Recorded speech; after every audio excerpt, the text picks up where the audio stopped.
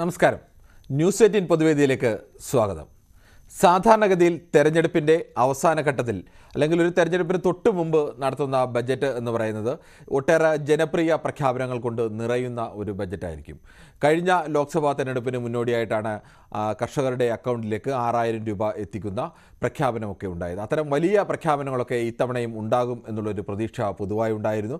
പക്ഷേ അത്തരം പ്രഖ്യാപനങ്ങളൊന്നും ഉണ്ടായില്ല എന്ന് മാത്രമല്ല, കഴിഞ്ഞ തവണ പ്രഖ്യാപിച്ച പദ്ധതിക്ക് തുക കൂട്ടും എന്നൊരു പ്രതീക്ഷയെങ്കിലും ഉണ്ടായിരുന്നു, അതും ഉണ്ടായില്ല.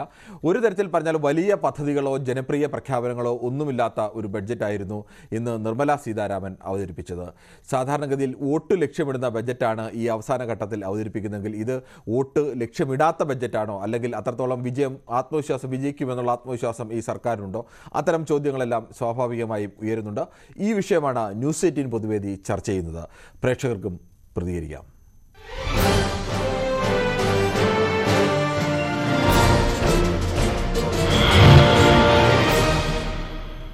ആദ്യ പ്രേക്ഷകനായിരുന്നത് മുണ്ടക്കായത്ത് നിന്നും ശ്രീ രവീന്ദ്രനാണ്.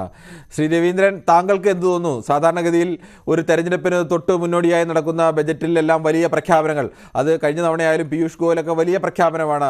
ജനങ്ങളുടെ അക്കൗണ്ടിലേക്ക് നേരിട്ട് പണം എത്തിക്കുന്ന പദ്ധതിയൊക്കെ പ്രഖ്യാപിച്ച് ആ പണം കൊടുത്ത ശേഷമാണ് തെരഞ്ഞെടുപ്പിനൊക്കെ നേരിടുന്ന അവസ്ഥയിലൊക്കെ ഉണ്ടായത്.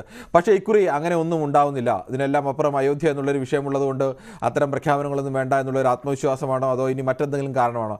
എന്താണ് താങ്കൾക്ക് തോന്നുന്നത്? സാറേ, ആ ബജറ്റ് പഴയ കാലത്തെ ബജറ്റ് തന്നെ ഇപ്പൊ അതിനകത്ത് കൂടുതലൊന്നും വന്നിട്ടൊന്നുമില്ല. അപ്പൊ അതേ തന്നെ ഈ സർക്കാർ മുന്നോട്ട് പോകും, ഈ സർക്കാരിനെ ജനങ്ങൾ അംഗീകരിച്ചിട്ടുണ്ടെന്നുള്ള ഉത്തമ ബോധ്യമുള്ളതുകൊണ്ടാണ് ഈ സർക്കാർ ആ ബജറ്റിൽ തന്നെ പോയത്. അല്ല വാരിക്കോരി നമ്മൾ കുറെ പ്രഖ്യാപനങ്ങളൊന്നും നടത്തിയിട്ടോ അല്ലെ കടം മേടിച്ചിട്ടോ ഒന്നും കാര്യമില്ല. നമുക്കൊരു അനുഭവം ഉണ്ട്.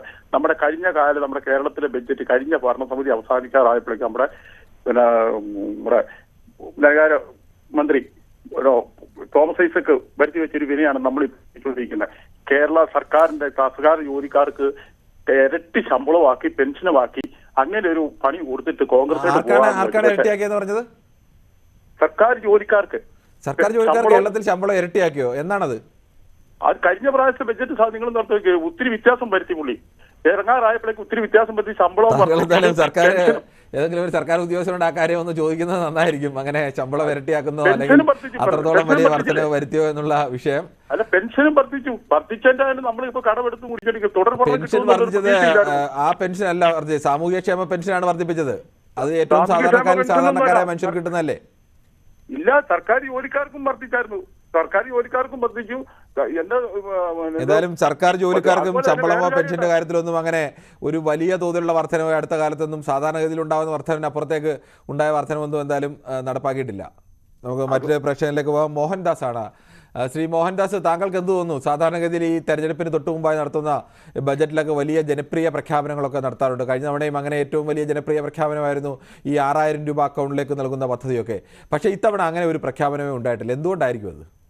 ഇത് ബുദ്ധിപൂർവ്വമുള്ള ഒരു ബജറ്റ് അവതരണം, പിന്നെ ആത്മവിശ്വാസത്തോടുള്ള ഒരു ബജറ്റ് അവതരണമാണ് ഞാൻ കാണുന്നത്. കാരണം അല്ലെങ്കിൽ സാധാരണഗതിയിൽ ഇൻകം ടാക്സ് സ്ലാബിലെങ്കിലും ഒരു മാറ്റങ്ങൾ വരുത്താനുള്ള ഒരു ശ്രമമൊക്കെ നടത്തുമായിരുന്നു.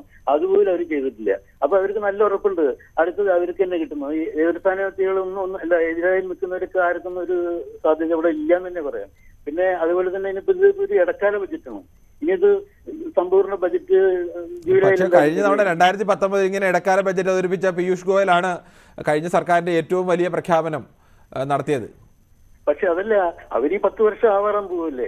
ഈ 10 വർഷം കൊണ്ട് ജനങ്ങളിൽ ഒരുപാട് അവർ ഇറങ്ങി ചെന്നിട്ടുള്ള സംശയമൊന്നുമില്ല. ഒരുപാട് അത് അതിന് പ്രത്യേകം പറയാൻ കാരണം അവർ ഈ നിർമ്മലാ സീതാരാമൻ ഈ ബജറ്റ് അവതരണത്തേക്കാൾ കൂടുതൽ പ്രാമുഖ്യം കൊടുത്തിരിക്കുന്നത് നരേന്ദ്രമോദി ചെയ്ത് കൂട്ടിയ വലിയ വലിയ കാര്യങ്ങളൊക്കെ ഉണ്ടല്ലോ, അത് മുഴുവനാണ് പറഞ്ഞിരിക്കുന്നത്. അതൊക്കെ ഒരു പറഞ്ഞൊരു രാഷ്ട്രീയ പ്രസംഗം പോലെയാണ് അത് ചെയ്തു വെച്ചിരിക്കുന്നത്. അപ്പൊ അതുകൊണ്ടാണ് ഇപ്പൊ ഇത്. ഓക്കെ, മറ്റൊരു പ്രശ്നമുണ്ട്. ഇടയം മുരളിയാണ്. ശ്രീ ഇടയം മുരളി, താങ്കൾക്ക് എന്താണ് ഈ വിഷയത്തിൽ പറയാനുള്ളത്? സാറേ നമസ്കാരം. നമസ്കാരമുണ്ട്, പറഞ്ഞോളൂ. സാറേ, ഈ ബജറ്റ് അവതരിപ്പിച്ചിരിക്കുന്ന കണക്ക് കറക്റ്റ് ആയിട്ടാണ് നിർമ്മലാ സീതാരാമൻ അവതരിപ്പിച്ചിരിക്കുന്നത്. അതായത് ഇപ്പൊ 4, 3, 7 എന്ന് പറഞ്ഞെങ്കിൽ പറയാൻ പറ്റും. അപ്പൊ ആ കണക്ക് ശരിയായിട്ട് അവർ അവതരിപ്പിച്ചിട്ടുണ്ട്. പിന്നെ ജനങ്ങൾക്ക് പ്രതീക്ഷിക്കുന്ന തരത്തിലൊന്നും വലുതായിട്ടൊന്നും ഇതിനകത്ത് കാണാൻ കഴിയുന്നില്ല. കാര്യം ഈ സർക്കാർ വന്നതിന് ശേഷം തന്നെ അപ്പോ പിന്നെ പെട്രോളിനും നമ്മുടെ പാചക ഗ്യാസിനും ഒക്കെ വമ്പിച്ച വില വർധനവാണ് ഉണ്ടായിരുന്നത്. അതിനൊന്നും വില കുറയ്ക്കുന്ന ഒരു സംവിധാനമൊന്നും ഇതിനകത്ത് കാണുന്നില്ല. അതായത് നമ്മൾ പെട്രോൾ അടിക്കുന്ന ഒരാൾക്ക് 100 രൂപയ്ക്ക് പെട്രോൾ അടിക്കുന്ന ഒരാൾക്ക് അതിന്റെ ഉൽപ്പന്നം കിട്ടുന്നതെന്ന് പറഞ്ഞാൽ 40 രൂപയാണ്. ബാക്കി 60 രൂപയും ടാക്സ് ഇനത്തിലാണ് പോകുന്നത്. അപ്പൊ ആ ഇനത്തിൽ എന്റെയും സാറിന്റെയും ഒക്കെ ഒരു മാസത്തിൽ എത്ര ആയിരം രൂപ കേന്ദ്ര സർക്കാരിനും സംസ്ഥാന സർക്കാരിനും പോകുന്നുണ്ട്. ആ ഇനത്തിൽ നോക്കുമ്പോൾ നമുക്ക് അതിൽ നിന്ന് ഒരു 10 രൂപ പോലും കിട്ടുന്നില്ല. അതാണ് ഈ ബഡ്ജറ്റിന്റെ ഒരു പൊതു സ്വഭാവം. അതവിടെ നിൽക്കട്ടെ. പിന്നെ ഈ ഇന്ധനത്തിന്റെ വിലയിൽ സംസ്ഥാന സർക്കാരിന് കിട്ടുന്നുണ്ട് നന്നായി. സംസ്ഥാന സർക്കാർ ഓക്കെ, അത് ശരിയാണ്. സംസ്ഥാന സർക്കാരിനും കിട്ടുന്നുണ്ട്, കേന്ദ്ര സർക്കാരിനും കിട്ടുന്നുണ്ട്. അപ്പം ജനങ്ങൾ അടിക്കുന്ന പെട്രോളിൽ നിന്ന് അവർക്കുള്ള കേന്ദ്ര ബജറ്റിലും സംസ്ഥാന ബജറ്റിലേക്കും പൈസ ചെല്ലുമ്പോൾ ഈ പൊതുജനങ്ങൾക്ക് ഒരു ദിവസം 10 രൂപ പോലും കൊടുക്കുന്ന ഒരു സംവിധാനം ഉണ്ടെന്ന് നമുക്ക് പറയാൻ കഴിയത്തില്ല. പറയാൻ പറ്റുന്നില്ല, കാര്യം കൊടുക്കുന്നില്ല. പിന്നെ കേന്ദ്ര സർക്കാർ പറയുന്ന ഒരു PM കിസാൻ സമ്മാൻ നിധി എന്ന് പറഞ്ഞൊരു പദ്ധതിയുണ്ട് കർഷകർക്ക് വേണ്ടിയുള്ള. അതിനൊരു 2000 രൂപ വീതം ഒരു 3 മാസം കൂടുമ്പോൾ കൊടുക്കുന്നത്. അത് ഈ പെട്രോളിന്റെയും ഈ ശരി, താങ്കളുടെ അഭിപ്രായം വളരെ വ്യക്തമാണ്. മറ്റൊരു പ്രശ്നത്തിലേക്ക് കൂടി പോകേണ്ടതുണ്ട്. ആലത്തൂരിൽ നിന്നും ശ്രീ രവീന്ദ്രനാണ്. ശ്രീ രവീന്ദ്രൻ, താങ്കൾക്ക് എന്താണ് തോന്നുന്നത്? ഈ സാധാരണഗതിയിൽ ഈ തെരഞ്ഞെടുപ്പിന് മുന്നോടിയായിട്ടുള്ള ബഡ്ജറ്റൊക്കെ വരുമ്പോൾ വലിയ പ്രഖ്യാപനങ്ങളും ജനപ്രിയ പദ്ധതികളും ഒക്കെ വരേണ്ടതാണ്. പക്ഷേ അത്തരം പ്രഖ്യാപനങ്ങളോ അല്ലെങ്കിൽ വലിയ ജനപ്രിയ പദ്ധതികളിലെന്ന് മാത്രമല്ല വലിയ പ്രഖ്യാപനങ്ങളോ ഒന്നുമില്ല. കഴിഞ്ഞ കുറേ കാലം ഈ സർക്കാർ ചെയ്ത കാര്യങ്ങളെക്കുറിച്ചുള്ള ഒരു പ്രസംഗമായിരുന്നു കൂടുതൽ സമയവും നിർമ്മലാ സീതാരാമൻ. അല്ലാതെ പുതിയ കാലത്തെ എന്ത് ചെയ്യും അല്ലെങ്കിൽ പുതിയ കുറച്ച് കാലത്തേക്ക് എന്ത് ചെയ്യും എന്നുള്ള പ്രഖ്യാപനമുണ്ട്. എന്തുകൊണ്ടായിരിക്കും അത്? ആ ആത്മവിശ്വാസം കൊണ്ടാണോ അതോ മറ്റെന്തെങ്കിലും കാരണം കൊണ്ടാണോ? തീർച്ചയായും എന്താണെന്ന് വെച്ചാല് ഒരു അമിത വാഗ്ദാനങ്ങളൊന്നും കൊടുക്കാതെ ഉള്ള ഒരു ബഡ്ജറ്റിനെയാണ് പണ്ട് ഒരു 6-7 വർഷമായിട്ട് ഞാൻ ഈ ബഡ്ജറ്റുകൾ കേരളത്തെ ആയാലും കേന്ദ്രത്തിലെ ആയാലും ശ്രദ്ധിക്കാറുണ്ട്. അമിത വാഗ്ദാനങ്ങളാണ് പലപ്പോഴും സംസ്ഥാനങ്ങളായാലും കേന്ദ്ര സർക്കാരായാലും കൊടുക്കാറുള്ളത്. പക്ഷെ ഇത്തവണ വളരെ ന്യായമായിട്ട്, അതായത് കാര്യമായിട്ടൊന്നും പ്രത്യേകിച്ച് പറയാതുള്ള ഒരു ബഡ്ജറ്റ്. ഇനിയിപ്പം ഭരണത്തിന്റെ അവസാന കാലമായത് കൊണ്ടാണോ എന്നറിയില്ല. പിന്നെ എന്നാലും ഇപ്പൊ 15 രൂപ മറ്റേ ഗ്യാസിന് നമ്മുടെ വാണിജ്യ സിലിണ്ടറിന് കൂടി എന്ന് പറഞ്ഞാൽ അതൊരു വലിയ ഭാരമായിട്ട് ഒരു പ്രശ്നം തോന്നില്ല. പക്ഷെ ബഡ്ജറ്റിന് എന്ന് പറയുമ്പോൾ ഇതാണ് നല്ലതെന്നുള്ള ഒരു തോന്നലാണ് എനിക്ക് തോന്നുന്നത്. കാരണം എന്താ വെച്ചാൽ അമിതമായ പ്രതീക്ഷ വന്നിട്ട് ഇപ്പൊ നമ്മള് പറയാണ് ഞാൻ ഇത്ര തരാം തരാതിരിക്കുന്ന കാര്യം നല്ലതല്ലേ? ഒരു പരിധി വരെ അങ്ങനെ പറയാതിരിക്കുന്നു. ഇപ്പൊ 1600 രൂപ ഞങ്ങളുടെ അഭിപ്രായം വ്യക്തമാണ്. പാലയിൽ നിന്നും ജോസുകുട്ടി കൂടി ചേരുന്നുണ്ട്. ശ്രീ ജോസുകുട്ടി, താങ്കൾക്ക് എന്താണ് ഈ വിഷയത്തിൽ പറയാനുള്ളത്?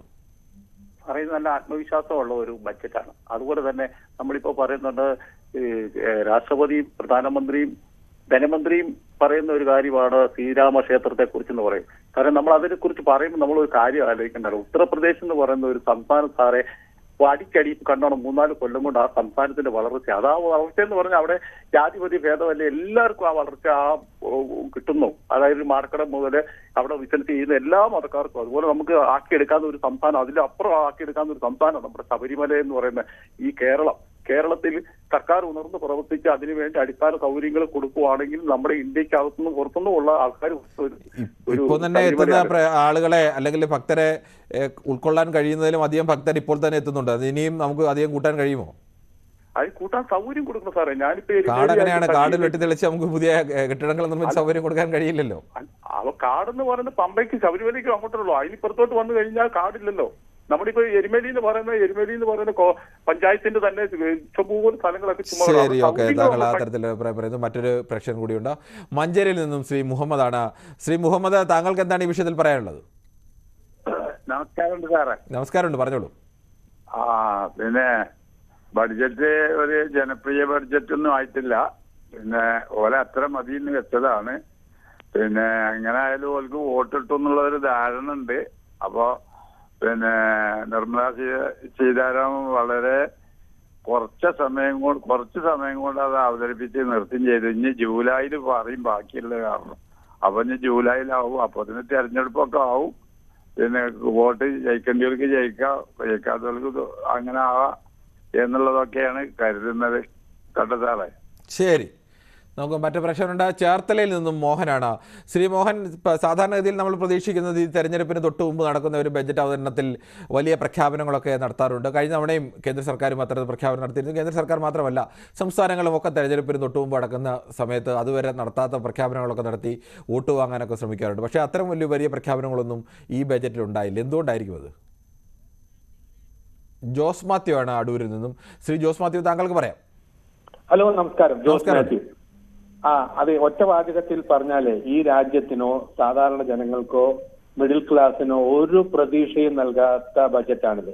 കേരളത്തെ സംബന്ധിച്ച് പറഞ്ഞാൽ നാടൻ ഭാഷയിൽ ഒരു തേങ്ങയും ഇല്ലാത്ത ബജറ്റ്. അത് ഒന്നും പറയാനില്ല.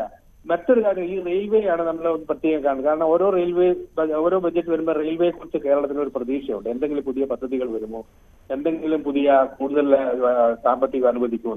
അതിലൊരു കാര്യം ശ്രദ്ധിക്കൂ, കോവിഡ് കാലത്ത് കൂട്ടിയ റെയിൽവേ നിരക്കുകളെ കുറയ്ക്കില്ല. കോവിഡ് കാലത്ത് സാധാരണക്കാരന്റെ പോക്കറ്റ് വലിച്ചു കയറിയ വലിയൊരു സംഭവമായിരുന്നു സീനിയർ സിറ്റിസന്റെ ഇളവുകൾ. അവർക്ക് 50% ഇളവുകൾ ഉണ്ടായിരുന്നു ടിക്കറ്റ് ചാർജിൽ. അത് കോവിഡ് കാലത്ത് ഒറ്റയടിക്ക് പിൻവലിച്ചു.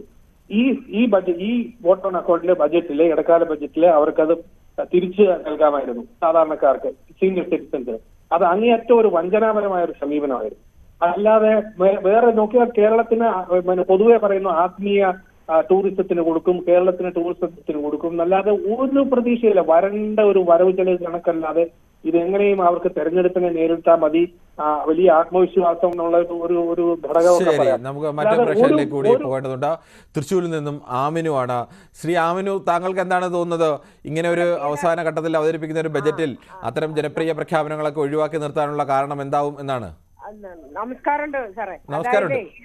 നമ്മുടെ ഈ ബഡ്ജറ്റ് ഉണ്ടല്ലോ, നമ്മുടെ ഈ ബഡ്ജറ്റ് നമ്മൾ സാധാരണക്കാർക്ക് വളരെ നഷ്ടമായ ഒരു ബഡ്ജറ്റാണ്. അതായത് നമ്മൾ വിചാരിച്ചു മോദി സർക്കാർ വന്നാൽ നമുക്ക് വളരെയധികം ആനുകൂല്യങ്ങൾ സാധാരണക്കാർക്ക് ഉണ്ടാകുമെന്ന്. അതൊന്നും നമുക്ക് സീതാറാം നമുക്ക് തന്നില്ല ഈ വർഷം. ഇനിയിപ്പോ ഒരു ജൂലൈയിൽ എന്താണ് പ്രഖ്യാപിക്കുക എന്നുള്ളത് ആർക്കും പറയാൻ പറ്റില്ല. നമ്മളെപ്പോലുള്ള സാധാരണക്കാർക്ക് വളരെ അപ്രതീക്ഷിതമായ വലിയൊരു ഇടുക്കി പോലത്തെ ഒരു ബഡ്ജറ്റ് ആയിപ്പോയി. ശരി, ഓക്കെ. ചാലക്കുടിയിൽ നിന്നും വിൽസൺ എന്നൊരു പ്രശ്നം കൂടി ചേർന്നുണ്ട്. ശ്രീ വിൽസൺ, താങ്കൾക്ക് എന്ത് തോന്നുന്നു? നമ്മുടെ പ്രതീക്ഷകളെ തെറ്റിച്ചുകൊണ്ട് ഇത്തരത്തിലൊരു ബഡ്ജറ്റ് അവതരിപ്പിക്കാനുള്ള കാരണം എന്താവും? ബഡ്ജറ്റ് ഹലോ പറഞ്ഞോളൂ വിൽസൺ. ബഡ്ജറ്റ് അവര് ഭയങ്കര കോൺഫിഡൻസോടുകൂടിയാണ് അവതരിപ്പിച്ചാണ്. കാരണം ഇത്രയ്ക്കാണ്, അവരെങ്ങനെയാണ് ജയിക്കും എന്നുള്ള ഒരു തോന്നൽ അവരുടെ മനസ്സിൽ ഉള്ള പോലെ. അത് ഇനിയിപ്പോ നമ്മുടെ ബെല്ലിന്റെ മേളിലിരിക്കണ ഇലക്ട്രോണിക് മെഷീൻ അതിന്റെ അവരുടെ ആളായത് കൊണ്ടാണോ, അത് എല്ലാം നിയന്ത്രിക്കാനുള്ള കഴിവുള്ളത് കൊണ്ടാണോ ഒന്നും അറിയില്ല. എന്നാലും ബഡ്ജറ്റ് ഇപ്പൊ ആർക്കും ഒന്നും പറഞ്ഞിട്ട് വലിയ കാര്യമായിട്ടൊന്നും കൊടുത്തിട്ടുമില്ല, ഡീറ്റെയിൽ വന്നിട്ടുമില്ല മര്യാദയ്ക്ക്. ഇനിയിപ്പോ എന്താ ചെയ്യണമെന്നുള്ളത് നമുക്കറിയില്ല. ഇലക്ഷന്റെ ഭാഗത്തുനിന്ന് ഇനി വോട്ടിംഗ് മെഷീനും വിവിപാറ്റും കൂടി ഒരുമിച്ച് കറക്റ്റ് വിവിപാറ്റും കൂടി എണ്ണിക്കഴിഞ്ഞാല് എണ്ണുള്ളത് കൂടി നിന്ന് കഴിഞ്ഞാല് നമുക്ക് അതിൻ്റെ അത് പറയാൻ പറ്റുള്ളൂ. ശരി, മറ്റു പ്രശ്നമുണ്ട്. ചേർത്തലയിൽ നിന്നും മോഹനാണ്. ശ്രീ മോഹൻ, താങ്കൾക്ക് എന്താണ് തോന്നുന്നത്? ഈ തെരഞ്ഞെടുപ്പിന് തൊട്ട് മുമ്പ് അടുത്ത ബഡ്ജറ്റിൽ അത്തരം ജനപ്രിയ പ്രഖ്യാപനങ്ങളൊക്കെ ഒഴിവാക്കാനുള്ള കാരണം എന്താവും? ഹലോ, പറഞ്ഞോളൂ. സാർ, ഈ കർഷകർക്കാണെങ്കിൽ ഈ ബില്ല് കൊണ്ട് യാതൊരു പ്രയോജനം കാണുന്നില്ല. അതുകൂടാതെ തന്നെ സാധാരണക്കാരെ ഞങ്ങൾക്ക് തൊഴിലില്ലാത്ത ഒരു അവസ്ഥയിൽ നിന്ന് തൊഴിലില്ലാത്ത അവസ്ഥയിലേക്ക് മാറിക്കൊണ്ടിരിക്കുകയാണ്. ഇതുകൊണ്ട് ഇത്രയും നാളും ഈ മോഡി ഭരിച്ചിട്ട് എന്താ ഈ ജനങ്ങൾക്ക് വേണ്ടി ചെയ്യുന്ന ഒന്നും മനസ്സിലാവുന്നില്ല. ശരി, എന്തായാലും ഈ വിഷയത്തിൽ ഇനിയും ചർച്ച തുടരും. ഒരു ചെറിയ ഇടവേളയ്ക്ക് ശേഷം.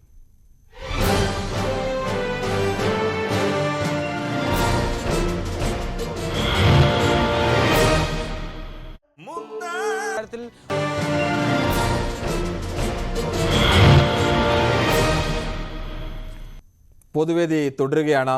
സാധാരണഗതിയിൽ തെരഞ്ഞെടുപ്പിന് തൊട്ട് മുന്നോടിയായി അവതരിപ്പിക്കുന്ന ബജറ്റിൽ വലിയ ജനപ്രിയ പ്രഖ്യാപനങ്ങളൊക്കെ ഉണ്ടാവേണ്ടതാണ്. ഇക്കുറി എന്തായാലും അത്തരം ജനപ്രിയ പ്രഖ്യാപനങ്ങളൊന്നുമില്ലാതെയാണ് ഈ ബജറ്റ് അവതരിപ്പിച്ചത്. വോട്ട് ലക്ഷ്യം ഇടാത്ത ബഡ്ജറ്റോ എന്നുള്ളതാണ് പൊതുവേദി ചർച്ച ചെയ്യുന്നത്. കൊല്ലത്ത് നിന്നും ശ്രീ രാജനാണ് പ്രതികരിക്കുന്നത്. ശ്രീ രാജൻ, പറയാം. ഞാൻ കരുതിയത് ബജറ്റിന്റെ പ്ലാനിങ്ങിലൂടെ ഒരു 2-3-4 കോടി ജനങ്ങൾക്ക് ജോലി കിട്ടുമെന്നാണ് വിചാരിച്ചത്. കാരണം പഠിപ്പും വിദ്യാഭ്യാസമുള്ള ലക്ഷക്കണക്കിന് ആൾക്കാരാണ് സാർ വെറുതെ നിൽക്കുന്നത്. അപ്പൊ അതിന്റെ ഈ ബജറ്റ് കൊണ്ട് അതിന്റെ യാതൊരു കാര്യങ്ങളും കാണുന്നില്ല. പിന്നെ ഇനിയിപ്പോ ചെയ്യാൻ പറ്റുന്നത് എന്ന് പറഞ്ഞാൽ നമുക്കൊരു 5-8 അമ്പലങ്ങൾ പണിയാം, ഇങ്ങനെ ഭജനയുമായിട്ട് ഇരിക്കാം അവിടെ പോയി, അതേ നടക്കത്തുള്ളൂ. ശരി, മറ്റു പ്രശ്നമുണ്ട്. കണ്ണൂരിൽ നിന്ന് ദാസനാണ്. ശ്രീ ദാസൻ, താങ്കൾക്ക് എന്ത് തോന്നുന്നു? എന്തുകൊണ്ടാവും ഇത്തരത്തിലേക്ക് ഒരു ബജറ്റ് അവതരിപ്പിക്കാൻ നിർമ്മലാ സീതാരാമൻ തയ്യാറായത്? ഒരു വലിയ ആത്മവിശ്വാസത്തിന്റെ പുറത്താണോ, അതോ മറ്റെന്തെങ്കിലും കാരണം കൊണ്ടാണോ? അല്ല, എങ്ങനെയായാലും ഈ മോദിയുടെ കാലമായി വരാൻ പോകുന്നത്. എല്ലാ ആൾക്കാരും മോദിയായി കോൺഗ്രസ് ആയി ജീവിച്ചോളുക, ജീവിക്കണ്ടെങ്കിൽ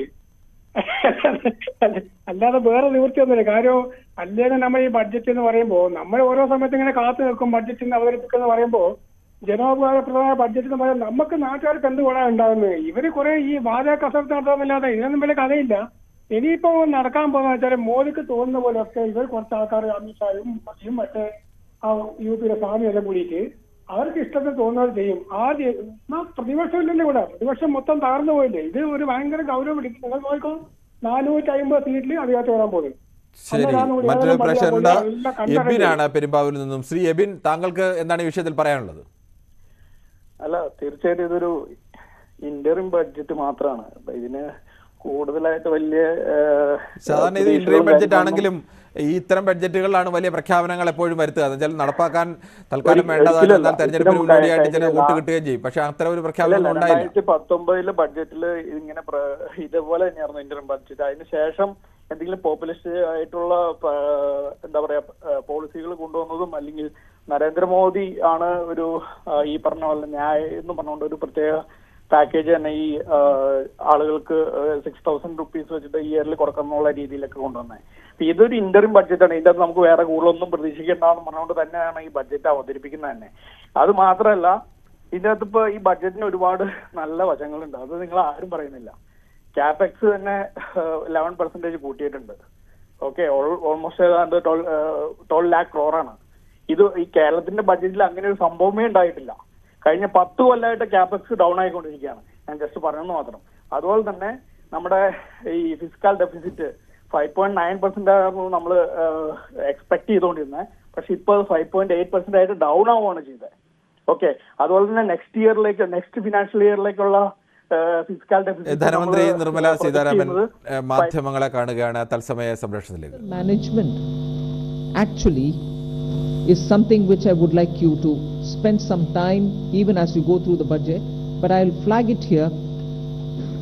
Bringing down the fiscal deficit in spite of very challenging times as per the announced consolidation path and with transparency and prudence. So in fact I was just remarking to ശരി, my നമുക്ക് എന്തായാലും news 18 പൊതുവേദി തുടരാമെന്ന് തോന്നുന്നു. കൊട്ടാരക്കരയിൽ നിന്നും രവി എന്നൊരു പ്രശ്നം കൂടി ചേരുന്നുണ്ട്. ശ്രീ രവി, താങ്കൾക്ക് എന്താണ് ഈ വിഷയത്തിൽ പറയാനുള്ളത്? ഈ ബഡ്ജറ്റില് റബ്ബറിന് വില കൂട്ടുമെന്നും പറഞ്ഞ് കുറെ ചായന്മാര് പ്രതീക്ഷയോടെ കാത്തിരുന്ന് അതെന്താണ് രവി അങ്ങനെ പറയുന്നത്? ശ്രീ രവി അങ്ങനെ പറയുന്നത് അച്ചായന്മാർക്ക് മാത്രമുള്ളതാണോ ഈ ചായന്മാർക്ക് മാത്രമാണോ? മറ്റ് മതക്കാരും റബ്ബർ കൃഷി ചെയ്യുന്നില്ലേ? ബിജെപിക്ക് വോട്ട് കൊടുക്കാനും പറഞ്ഞ ചായന്മാർ. എന്റെ സംശയം, മറ്റ് മതക്കാരും ഈ റബ്ബർ കൃഷി ചെയ്യുന്നില്ലേ? താങ്കൾ എന്താണ് അങ്ങനെ പറയുന്നത്? ശ്രീ രവി, കേൾക്കാമോ? അദ്ദേഹത്തിൻ്റെ ടെലിഫോൺ ബന്ധം കട്ടായി പോയെന്ന് തോന്നുന്നു. ചില പ്രേക്ഷകരെങ്കിലും ഇങ്ങനെയാണ് സാധാരണഗതിയിൽ ഇങ്ങനെ ചിലയിടത്തൊക്കെ ഇരുന്ന് പറയുന്നത് പോലെ മതങ്ങളെ ആക്ഷേപിക്കുന്ന രീതിയിൽ അത്തരമുള്ള സംഭാഷണങ്ങൾ ദയവ് ചെയ്ത് ഒഴിവാക്കുക. ഇതൊരു പൊതുവേദിയാണ്, എല്ലാ മനുഷ്യരും കേൾക്കുന്നതാണ്. ആ കേൾക്കുന്ന സ്ഥലത്ത് നമ്മൾ പാലിക്കേണ്ട മിനിമം അന്തസ്സ് പാലിച്ചുകൊണ്ട് അല്ലെങ്കിൽ ആ മാന്യത പാലിച്ചുകൊണ്ട് വേണം ഏത് അഭിപ്രായങ്ങളും പറയാൻ. ആർക്കെതിരെയും വിമർശനങ്ങൾ ഉന്നയിക്കുന്നതിന് തെറ്റില്ല, പക്ഷേ അത് മാന്യമായ രീതിയിൽ വേണം വിമർശനങ്ങൾ ഉന്നയിക്കാൻ. മറ്റൊരു പ്രേക്ഷകൻ കൂടിയുണ്ട്, ഉഷയാണ് അടൂരിൽ നിന്നും. ശ്രീ ഉഷ, താങ്കൾക്ക് എന്ത് തോന്നുന്നു? ഈ തെരഞ്ഞെടുപ്പിന് തൊട്ട് മുന്നോടിയായി നടത്തിയ ഈ ബഡ്ജറ്റ് പ്രസംഗത്തിൽ അങ്ങനെ ഒരു വലിയ ജനപ്രിയ പ്രഖ്യാപനങ്ങളോ അല്ലെങ്കിൽ കഴിഞ്ഞ തവണ നടത്തിയതുപോലെ കർഷകരുടെ അക്കൗണ്ടിലേക്ക് 6,000 രൂപ എത്തിക്കുന്ന പദ്ധതികളൊക്കെ പ്രഖ്യാപിച്ചതാണ്. അത്തരത്തിൽ തെരഞ്ഞെടുപ്പിന് മുന്നോടിയായി നടക്കുന്ന ഒരു ബഡ്ജറ്റ് ആണെങ്കിൽ പോലും അത്തരം പ്രഖ്യാപനങ്ങളൊക്കെ ഒഴിവാക്കാനുള്ള കാരണം എന്താവും? ശ്രീമതി ഉഷ, പറയാം. കേൾക്കാമോ? ഹലോ ഹലോ, പറയൂ. ഉഷയുടെ ടെലിഫോൺ ബന്ധത്തിൽ ചില പ്രശ്നങ്ങളുണ്ടെന്ന് തോന്നുന്നു. ആമ്പല്ലൂരിൽ നിന്നും രാമേന്ദ്രനാണ്. ശ്രീ രാമേന്ദ്രൻ, താങ്കൾക്ക് ഈ വിഷയത്തിൽ എന്താണ് അഭിപ്രായം? അതായത് കഴിഞ്ഞ ഒരാളോട് താങ്കൾ പറഞ്ഞു ഈ കേരളത്തിലെ ബഡ്ജറ്റില് കേരളത്തിലെ സർക്കാർ ഉദ്യോഗസ്ഥർക്ക് ശമ്പളം കൂട്ടിയുന്ന ഒരു സംഭവം ഉണ്ടായിട്ടില്ല. അങ്ങനെ സംഭവം ഉണ്ടായിട്ടുണ്ട് കേട്ടോ. നല്ല രീതിയിൽ ശമ്പളം കൂട്ടുക തന്നെ ചെയ്തു. അത് മുൻകാല പ്രാബല്യത്തോട് കൂട്ടി. അത് നേരത്തെ താങ്കളുടെ വ്യക്തതയ്ക്ക് വേണ്ടി പറയാണ്. അദ്ദേഹം പറഞ്ഞത് കഴിഞ്ഞ ബഡ്ജറ്റ്, അവസാനത്തെ ബഡ്ജറ്റിൽ തോമസ് ഐസക് 50% കേരളത്തിലെ സർക്കാർ ഉദ്യോഗസ്ഥരുടെ ശമ്പളത്തിൽ വർധന വരുത്തിയെന്നാണ് പറഞ്ഞത്. അങ്ങനെ ഒരു 50% വർധനവ് ഈ സർക്കാരെന്നല്ല, ഈ അടുത്ത കാലത്തെങ്കിലും ഒരു സർക്കാരും അങ്ങനെ 50% വർധനവൊന്നും കേരളത്തിലെ സർക്കാർ ഉദ്യോഗസ്ഥരുടെ ശമ്പളത്തിൽ വരുത്തിയിട്ടില്ല. യുവമാർക്ക് ശമ്പളവും പെൻഷനും കൊടുത്ത് ഈ കേരളം മുടിഞ്ഞു. അത് താങ്കൾക്ക് അങ്ങനെ വേണമെങ്കിൽ അഭിപ്രായം പറയാം, അതിനൊന്നും ഞാൻ എതിർക്കുന്നില്ല. പക്ഷേ തെറ്റായ ഒരു അഭിപ്രായം, കഴിഞ്ഞ പ്രാവശ്യം അങ്ങനെ 50% കൂട്ടി എന്ന് പറയുന്നത് ശരിയല്ല എന്നാണ് പറഞ്ഞത്. ശരി, ഓക്കെ. പിന്നെ ഒരാൾ പറഞ്ഞു 4 കോടി പേർക്ക് തൊഴിൽ കൊടുക്കുന്ന വിചാരിച്ച് എന്ന് പറഞ്ഞു. അത് അങ്ങനെ കളിയാക്കി പറഞ്ഞാൽ എനിക്ക് മനസ്സിലായി. ഞാൻ പറയട്ടെ, ഈ 4 കോടി തൊഴിൽ, അപ്പൊ ബംഗാളികളോട് ഒന്ന് പണിയുണ്ടല്ലോ, ഈ തൊഴിൽ വേണമെന്ന് പറഞ്ഞിട്ട് നമ്മള് കുറച്ച് പഠിച്ചിട്ടുണ്ടെന്ന് പറഞ്ഞിട്ട് വെറുതെ വീട്ടിൽ കുത്തിയിരുന്ന കാര്യമില്ല. കരിങ്കല്ല് പണി അങ്ങനെ അത് ചെയ്യാൻ പഠിക്കാൻ പറയേ. അല്ലാണ്ട് ഞാൻ കുറച്ച് അങ്ങനെ ഒരു പണി ഓരോരുത്തരും ഓരോ വിദ്യാഭ്യാസ മേഖലയിൽ ഓരോ മേഖലയിൽ എക്സ്പെർട്ട് ആവുന്നത്, നാളെ കരിങ്കല്ല് പണിക്ക് എല്ലാവരും പോയാൽ മതി എന്നുണ്ടെങ്കിൽ അത്തരം ഓരോ മേഖലയിൽ എക്സ്പെർട്ട് ആവേണ്ട കാര്യമില്ലല്ലോ. അവരത് പഠിക്കുന്നത്, അവർക്ക് തൊഴിൽ കൊടുക്കാനുള്ള ഉത്തരവാദിത്തം ഒരു പരിധിവരെയെങ്കിലും സർക്കാരുകൾക്കുണ്ട്, അല്ലെങ്കിൽ തൊഴിൽ ഉറപ്പാക്കാനുള്ള നിക്ഷേപങ്ങൾ ഉറപ്പാക്കേണ്ട ഉത്തരവാദിത്തം അത് ഏത് സർക്കാരായാലും ഉണ്ട്. എത്ര തൊഴിൽ ഉണ്ടാക്കി കൊടുത്തു ഒന്ന് പറയൂ? എത്ര തൊഴിൽ പിണറായി വിജയൻ ഉണ്ടാക്കി കൊടുത്തു? സുഹൃത്തെ, പിണറായി വിജയൻ ആയാലും നരേന്ദ്രമോദി ആയാലും ഈ നാട്ടിൽ വിദ്യാഭ്യാസ സമ്പന്നരായ ചെറുപ്പക്കാർക്ക് തൊഴിൽ നൽകേണ്ട ഉത്തരവാദിത്തം ഈ രണ്ടുപേർക്കും ഉണ്ട്. മനസ്സുള്ളവന് തൊഴിലുണ്ട്. പിന്നെ വീട്ടിൽ വൈക്കോടെ ജോലി മാത്രമേ ചെയ്യുള്ളൂ, മാനും കൊണ്ട് വിട്ട് മാത്രമേ ജോലി ചെയ്യുള്ളൂ. അമേരിക്കൻ ഐക്യ നാടുകൾ എല്ലാവരും ജോലി ചെയ്യുന്നില്ലേ? ജോലി ചെയ്യാൻ താല്പര്യമുള്ള ജോലി ഉണ്ടെന്നേ, ജോലി ചെയ്യാൻ താല്പര്യമില്ല. താങ്കൾ എന്ത് ജോലിയാണ് ചെയ്യുന്നത്? പ്രശ്നം ഒരുത്തിന് ജോലി ചെയ്യാൻ തയ്യാറല്ല. താങ്കൾ എന്ത് ജോലിയാണ് ചെയ്യുന്നത്? കൂലിപ്പണിയെടുത്ത് ജീവിക്കാൻ നോക്കട്ടെ. അതാണ് ഞാൻ അങ്ങനെ എല്ലാവരും കൂലിപ്പണിയെടുത്ത് ജീവിക്കാനാണെങ്കിൽ എന്തിനാണ് ഈ നാട്ടിൽ സർക്കാരൊക്കെ, സർക്കാരുകളൊക്കെ എന്തിനാണ്? ഈ സർക്കാരിന്റെ പരിപാടി മുഴുവൻ ഞാൻ ചോദിക്കട്ടെ, എല്ലാവരും ജോലി ഇപ്പൊ സേവനയുടെ പിള്ളേരെ വിൽക്കാൻ വരുന്നുണ്ട്, മറ്റേ സാധനങ്ങൾ വിൽക്കാൻ വരുന്നുണ്ട്. അവന്മാര് പറഞ്ഞത് എന്തറിയോ? ഞങ്ങൾ അടുത്തായിട്ട് മാനേജറാവുന്ന പറഞ്ഞത്. ഒരു കമ്പനിക്ക് എത്ര മാനേജർ വേണം? വിഡ്ഢികളായ കുട്ടികൾ, അതായത് അവരെ +2 അതിന് മുകളിൽ പഠിച്ചവന്മാരെല്ലാം മാനേജറാകാൻ ബാഗ് തൂക്കി റോട്ടിലൂടെ കിടക്കണം വെയിലും കൊണ്ട്. ഇത്തരം വിഡിതങ്ങളിൽ വീഴാതെ ബുദ്ധിപരമായിട്ട് തലച്ചോറ് വെച്ച് ചിന്തിച്ച് ജോലിക്ക് വേണ്ടി അവരവന് പണികൾ ചെയ്യാൻ പഠിക്കണം. അല്ലെങ്കിൽ കാർഷിക വൃത്തിയിലേക്കോ എന്തിലെങ്കിലും കിടക്കണം. അതാണ് വേണ്ടത്. ഈ വിഡ്ഢികൾക്ക് വോട്ട് കൊടുക്കാണ്ടിരിക്കുക. ശരി, അപ്പോൾ താങ്കൾ പറയുന്നത് സർക്കാരുകൾക്ക് യാതൊരു ഉത്തരവാദിത്വമില്ല, അവരിങ്ങനെ അവിടെ ഇരുന്ന് പഠിച്ചോട്ടെ. വോട്ട് കൊടുക്കാതിരിക്കുക, അതാണ് ആദ്യം പഠിക്കണ്ടേ. കട്ട് തന്നെന്നവർക്ക് വോട്ട് കൊടുക്കാതിരിക്കുക, മനസ്സിലായോ? ശരി, ഓക്കെ, താങ്കളുടെ അഭിപ്രായം എന്തായാലും അത് ശരി. നമുക്ക് മറ്റൊരു പ്രേക്ഷകനോട് ഇപ്പം ചേരേണ്ടതുണ്ട്. മഞ്ജുനാഥാണ് കോഴിക്കോട് നിന്നും. ശ്രീ അജിതയാണ്, പേര് കേട്ടാൽ തെറ്റിപ്പോയതാണ്. ശ്രീ അജിത, താങ്കൾക്ക് എന്ത് തോന്നുന്നു? ഈ അവസാന സമയത്ത് സാധാരണഗതിയിൽ ഏത് സർക്കാരുകളായാലും ജനപ്രിയ പ്രഖ്യാപനങ്ങൾ ഏറെ നടത്താറുണ്ട്, പക്ഷെ അത്തരം ജനപ്രിയ പ്രഖ്യാപനങ്ങളൊന്നും ഈ ബജറ്റിൽ ഉണ്ടായില്ല. എന്തുകൊണ്ടായിരിക്കും അത്? അത് അവർക്കുള്ള അമിതമായ വിശ്വാസം. പക്ഷെ അത് തകരാൻ നിമിഷം മതിയാവും. കാരണം നമുക്ക് റീതിങ്കിങ്, അതായത് ഒന്നും ഇല്ലാത്ത ഒരു ബഡ്ജറ്റാണിത്. അപ്പൊ ജനങ്ങൾക്ക് വേണ്ടി ഒന്നും ചെയ്യാൻ പറ്റാത്തൊരവസ്ഥയിലാണ് ഇപ്പൊ ഗവൺമെന്റ് നിൽക്കുന്നത്. അപ്പൊ വീണ്ടും ഇവർക്ക് തന്നെ ഒരു അവസരം കൊടുത്താൽ ഈ ഇന്ത്യ രാജ്യം എങ്ങനെ ആയിരിക്കുമെന്ന് ജനങ്ങൾ ചിന്തിക്കണം. ആ ചിന്തിക്കാനുള്ള ഒരു അവസരമാണ് ഇപ്പം BJP സർക്കാർ കൊടുത്തിരിക്കുന്നത്. അതാണ് എനിക്ക് തോന്നുന്നത്. കാരണം വിദ്യാസമ്പന്നരായ ആളുകൾക്ക് ചിന്തിക്കാം. ശരി, താങ്കളുടെ അഭിപ്രായം വ്യക്തമാണ്. ആലപ്പുഴയിൽ നിന്നും കണ്ണൻ എന്നൊരു പ്രശ്നം കൂടി ചേരുന്നുണ്ട്. ശ്രീ കണ്ണൻ, താങ്കൾക്ക് എന്താണ് ഈ വിഷയത്തിൽ പറയാനുള്ളത്? ശ്രീ കണ്ണൻ, പറയാം. കണ്ണൻ്റെ ടെലിഫോൺ ബന്ധത്തിൽ ചില തകരാറുണ്ടെന്ന് തോന്നുന്നു. ഹരിപ്പാട് നിന്നും സനൽ എന്നൊരാൾ കൂടി ചേരുന്നുണ്ട്. ശ്രീ സനൽ, താങ്കൾക്ക് എന്താണ് തോന്നുന്നത്? ഈ അവസാന ബജറ്റിൽ അത്തരം ജനപ്രിയ പ്രഖ്യാപനങ്ങൾ ഒന്നുമില്ല, വമ്പൻ പദ്ധതികളുടെ പ്രഖ്യാപനങ്ങളില്ല. എന്താവും കാരണം? സാർ, ഇത് ഒരു പഴയ വീഞ്ഞ് പുതിയ കുപ്പി നടത്ത പോലുള്ള ഒരു പരിപാടിയായിരുന്നു. ജനോപകാരപ്രദമായ ഒരു കാര്യവും ഉണ്ടായിട്ടില്ല എന്നുള്ളതാണ്. ആദായനികുതിയുമായി ബന്ധപ്പെട്ട വിഷയങ്ങൾ. ശരി, മറ്റു പ്രശ്നമുണ്ടായ സുരേന്ദ്രനാണ് തൃശ്ശൂരിൽ നിന്നും. ശ്രീ സുരേന്ദ്രൻ, താങ്കൾക്ക് ഈ വിഷയത്തിൽ എന്താണ് പറയാനുള്ളത്?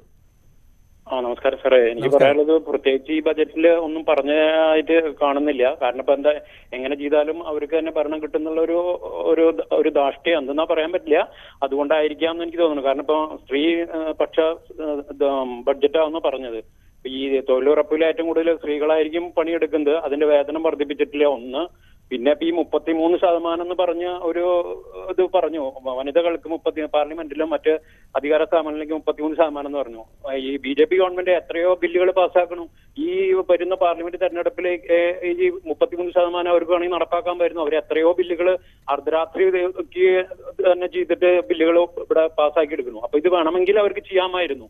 ഇതൊന്നും ചെയ്തില്ലെങ്കിലും അവർക്ക് ഈ പറഞ്ഞ കാര്യങ്ങളൊക്കെ എന്ത് ചെയ്താലും അവർക്ക് നേടിയെടുക്കാമെന്നുള്ള ഒരു ധാരണയുണ്ട്. പിന്നെ സ്ത്രീ സുരക്ഷയ്ക്ക് ഭയങ്കര ധാരണയുണ്ട്. അത് ബ്രിജ് ഭൂഷണെ ഏൽപ്പിക്കുകയായിരിക്കും ഏറ്റവും ഭംഗിയായിട്ട് ചെയ്യാനായിട്ട് അദ്ദേഹത്തിനായിരിക്കും അത് ഏറ്റവും കൂടുതൽ ഭംഗിയായിട്ട് ചെയ്യാൻ കഴിയുന്നതാണ് എനിക്ക് തോന്നുന്നത്. അതുമാതിരി തന്നെ ഇപ്പൊ ഇൻകം ടാക്സ് പരിധി അതൊന്നും വർദ്ധിപ്പിച്ചിട്ടില്ല. അങ്ങനെ ഒന്നും ഈ ബഡ്ജറ്റിൽ വേറെ ഒന്നും പ്രഖ്യാപിച്ചിട്ടില്ല. കാരണം ഇത്ര നാളെ എങ്ങനെയാണ് പോയിരുന്നത് അതേമാതിരി തന്നെയാണ് പോകുന്നത്. ശരി, ഞങ്ങളുടെ അഭിപ്രായം വ്യക്തമാണ്. കൊല്ലത്ത് നിന്ന് മറ്റു പ്രേക്ഷകരുണ്ട്. മധുസൂദനൻ നായരാണ്. ശ്രീ മധുസൂദനൻ നായർ, താങ്കൾക്ക് എന്താണ് തോന്നുന്നത്? ഈ അവസാന നിമിഷത്തെ ബഡ്ജറ്റ് സാധാരണഗതിയിൽ വമ്പൻ പ്രഖ്യാപനങ്ങളൊക്കെ ഉണ്ടാവേണ്ടതാണ്, അതില്ലാത്തൊരു ബഡ്ജറ്റ് എന്താവും കാരണം? പ്രഖ്യാപനങ്ങൾ വലുതായിട്ട് വേണ്ടല്ലോ. കാരണം അവർ ജയിച്ചു എന്നുള്ള ഒരു മാനസികമായിട്ടുള്ള ഒരു അഹന്ത ഇപ്പൊ അവരുടെ കയ്യിലുണ്ട്. കാരണം എല്ലാ സ്റ്റേറ്റുകളിലും ഈ കേന്ദ്ര ഏജൻസികളെ വിട്ട് അതായത് സംസ്ഥാനത്തിരിക്കുന്ന ഗവൺമെന്റുകളെ ഉപദ്രവിച്ച് ഇല്ലാതാക്കിയിട്ട് അത് പൂർണ്ണ ഉള്ള ഉദ്ദേശം. ഇത് ജനം തിരിച്ചറിഞ്ഞില്ലെങ്കിൽ ഉണ്ടാകുന്ന അപകടം വളരെ ദൂരവ്യാപകമാണ്. അത് ജനം അങ്ങനെ ചായക്കേറി മോദി മോദി എന്ന് പറഞ്ഞ് ജപിച്ചോണ്ടിരിക്കുക. കയറി വോട്ട് ചെയ്ത് കഴിഞ്ഞാൽ ജനം വലയും കുറ്റവാളെ എടുക്കുകയും. ശരി, താങ്കളുടെ അഭിപ്രായം എന്തായാലും മറ്റു പ്രശ്നമുണ്ട്. ഉമേഷാണ്. ശ്രീ ഉമേഷ്, താങ്കൾക്ക് എന്ത് തോന്നുന്നു? ഈ തെരഞ്ഞെടുപ്പിന് മുന്നോടിയായിട്ടുള്ള ബഡ്ജറ്റിൽ പോലും അത്തരം പ്രഖ്യാപനങ്ങളോ അല്ലെങ്കിൽ വോട്ടുറപ്പിക്കാനുള്ള പദ്ധതികളോ ഒന്നും ഉണ്ടായിട്ടില്ല. എന്താവും അതിന് കാരണം? സാറേ, ഇവിടുത്തെ CPM-കാരും വളരെ തെറ്റായ കാര്യങ്ങൾ ഇവർ പറയുന്നുണ്ട് കേട്ടോ. സാറ് പറഞ്ഞു ഇവിടെ ശമ്പളം കൂട്ടിയില്ലെന്ന് പറഞ്ഞില്ലേ, പെൻഷനും കൂട്ടിയില്ലെന്ന് പറഞ്ഞില്ലേ. പെൻഷനും ശമ്പളവും ഈ സർക്കാർ ഇറങ്ങാൻ നേരത്ത് ഈ തോമസ് ഐസക്ക് ഇവിടെ നേരത്തെ പറഞ്ഞതാണെങ്കിൽ അതങ്ങനെയല്ല പറഞ്ഞത്. ഇവിടെ നേരത്തെ പറഞ്ഞ വിഷയം അതല്ല. ഒരു പ്രേക്ഷകൻ പറഞ്ഞത് കഴിഞ്ഞ തവണ തോമസ് ഐസക്ക് അവസാന ബഡ്ജറ്റിൽ സംസ്ഥാന സർക്കാർ ജീവനക്കാർക്കെല്ലാം 50% ശമ്പളം വർദ്ധിപ്പിച്ചു എന്ന് പറഞ്ഞു. ഞാൻ പറഞ്ഞു അങ്ങനെ 50% വർദ്ധനവൊന്നും കേരളത്തിൽ അടുത്ത കാലത്തൊന്നും നടത്തിയിട്ടില്ല എന്നുള്ള വിവരം പറഞ്ഞു. അത്രയേ ഉള്ളൂ. അല്ല, സാറ് പറഞ്ഞു അങ്ങനെ ഒരു സംഭവമേ ഉണ്ടായിട്ടില്ലെന്ന് പറഞ്ഞു. സംഭവം ഉണ്ടായതാണ്. സാർ ചലഞ്ച് ചെയ്യുന്നുണ്ടോ? സംഭവം ഉണ്ടായതാണ്. അതിന്റെയാണ് നമ്മളിപ്പോ ഈ കേരളം അനുഭവിച്ചുകൊണ്ടിരിക്കുന്നത്. പക്ഷെ തുടർ പഠനം കിട്ടുമെന്ന് ഓർത്തല്ല അവർ ചെയ്തത്. പക്ഷെ UDF തല വെച്ച് കൊടുക്കാൻ വേണ്ടി ചെയ്ത ഒരു കാര്യമാണ്. അത് തിരിച്ച് കിട്ടിക്കൊണ്ടിരിക്കുകയാണ്. അത് പോട്ടെ. പിന്നെ തൊഴിലിന്റെ കാര്യം പറഞ്ഞത് അതാണോ ഈ ബംഗാളിൽ നിന്ന് ത്രിപുരയിൽ നിന്ന് ഇവിടെ വന്ന് കിടക്കുന്ന ഈ 6-7 ലക്ഷം പേരുണ്ട് ഈ കേരളത്തിൽ വന്ന് കിടക്കുന്നത്. ഇവന്മാർ ഇവിടെ എന്നാ തൊഴിൽ കൊടുക്കുന്ന വന്ന് ഇതിപ്പോ ന്യായമായൊരു ബഡ്ജറ്റല്ലേ ഈ ബഡ്ജറ്റ്? അത് വാരിക്കോരി പറഞ്ഞിട്ട് നമ്മൾ കുറെ കടമെല്ലാം കൂടെ എടുത്ത് മുടിപ്പിച്ചിട്ട് കാര്യമുണ്ടോ? ഈ കേരളത്തിൽ അവിടെയൊക്കെ വരാൻ കാരണം കേരളത്തിൽ മെച്ചപ്പെട്ട ശമ്പളം കിട്ടും എന്നുള്ളതുകൊണ്ടല്ലേ? കേരളത്തിൽ മെച്ചപ്പെട്ട ശമ്പളം കിട്ടുന്നില്ല. അവിടെ പഠനം പഠിച്ച് മുടിച്ചു. അതാ ചോദിച്ചത്. കേരളത്തിൽ അവർ മറ്റ് സംസ്ഥാനങ്ങളിലെങ്ങും പോകാതെ ഈ കേരളത്തിലേക്കാണ് ഈ ഉത്തരേന്ത്യയിൽ നിന്നുള്ള ആളുകൾ വരുന്നതെങ്കിൽ, ജോലി ചെയ്യാൻ വരുന്നതെങ്കിൽ കേരളത്തിൽ അവർക്ക് വന്നാൽ അവരുടെ നാട്ടിൽ കിട്ടുന്നതിനേക്കാൾ മെച്ചപ്പെട്ട ശമ്പളം കിട്ടുകയും അവർക്ക് അവരുടെ നാട്ടിൽ അതുവരെ ജീവിച്ചതിനേക്കാൾ മെച്ചപ്പെട്ട രീതിയിൽ ജീവിക്കാം എന്നുള്ളത് കൊണ്ടല്ലേ നമ്മൾ ഗൾഫിൽ പോകുന്നത്? അതുപോലെ തന്നെ കാര്യം കൊണ്ടല്ലേ? അത് ഞാൻ അങ്ങോട്ട് പറയാൻ തുടങ്ങുന്നത്. ഇവിടുന്ന് ഗൾഫിൽ പോയി കിടന്ന് ഒട്ടകത്തിന്റെ മേയിച്ചോണ്ട് നടക്കുന്നു. അങ്ങനെയാണ് ഇവിടെ മെച്ചപ്പെട്ട ശമ്പളം, ഇവിടെ മെച്ചപ്പെട്ട കേരളം ആണെങ്കിൽ അവിടെ പോയി ഒട്ടകത്തിന്റെ മേയിച്ചോണ്ട് നടക്കുന്നു.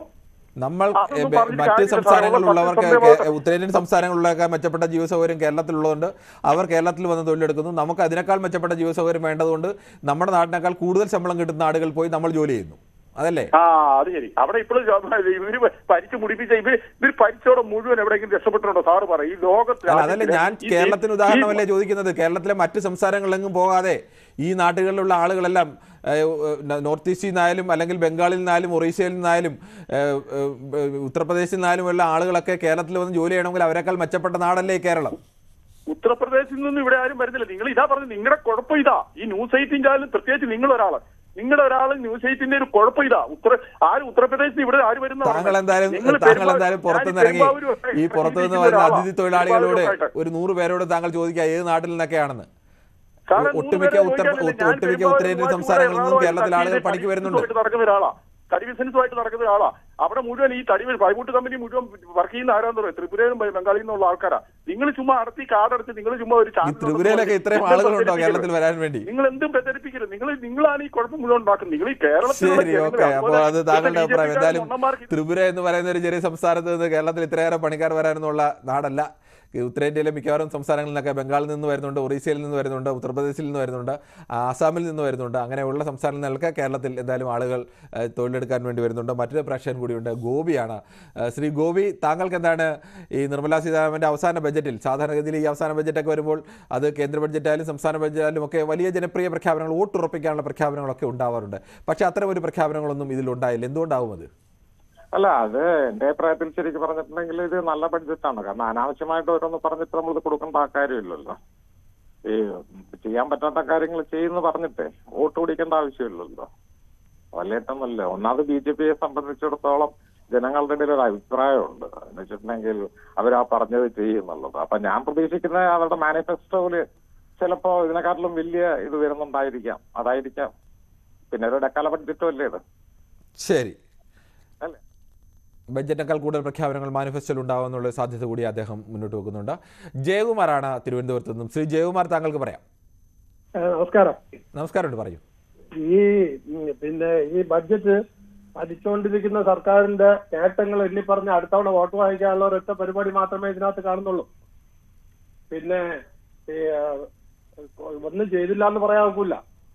ടെലികോം ഡിപ്പാർട്ട്മെന്റിലെ പെൻഷൻകാരുടെ DA വെട്ടിക്കുറച്ചിട്ട് കോഓപ്പറേറ്റീവുകൾക്ക് ഒത്തിരി സഹായങ്ങൾ ഇളവ് ചെയ്തു കൊടുത്തിട്ടുണ്ട്. അതുകൊണ്ട് ഒന്നും ചെയ്തില്ല എന്ന് പറയാൻ ഒക്കില്ല ഈ സർക്കാർ. ഇത്രയൊക്കെ ചെയ്തിട്ടുണ്ട്. ഞെക്കിപ്പോയിന്റെ ജനത്തിന് ഗ്യാസും പെട്രോളിനും ഡീസലിനും ഒക്കെ വില വർദ്ധിപ്പിച്ചിട്ട് കോഓപ്പറേറ്റീവുകൾക്ക് ഒത്തിരി സഹായം ചെയ്തു കൊടുത്തിട്ടുണ്ട്. അവർ മതിയല്ലോ ഈ നാട്ടിൽ BJPക്ക്.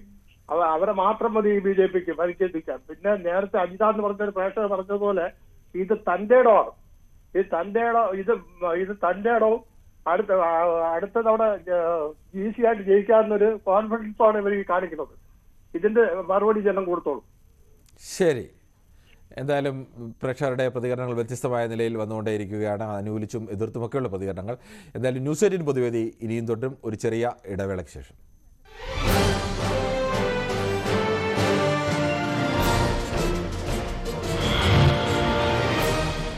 പൊതുബജറ്റ് 2020 ഉണ്ടാക്കിയ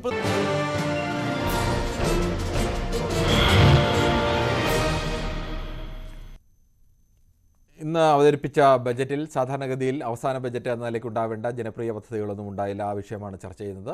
വടകരയിൽ നിന്നും ശ്രീ ബാലകൃഷ്ണൻ കൂടി ചേരുന്നുണ്ട്. ശ്രീ ബാലകൃഷ്ണൻ, എന്തുകൊണ്ടാവും കഴിഞ്ഞ ബജറ്റിലൊക്കെ പീയൂഷ് ഗോയൽ വലിയ പദ്ധതികളൊക്കെ പ്രഖ്യാപിച്ചാണ് ഈ ആളുകളുടെ അക്കൗണ്ടിലേക്ക് 6000 രൂപ എത്തിക്കുന്ന പദ്ധതിയൊക്കെ പ്രഖ്യാപിക്കുകയും പണം ഇലക്ഷൻ മുമ്പ് നൽകുകയും ഒക്കെ ചെയ്തതാണ്. അത്തരം വലിയ പ്രഖ്യാപനങ്ങളൊന്നും ഈ ബജറ്റ് ഉണ്ടായില്ല. എന്തുകൊണ്ടാവും അത്?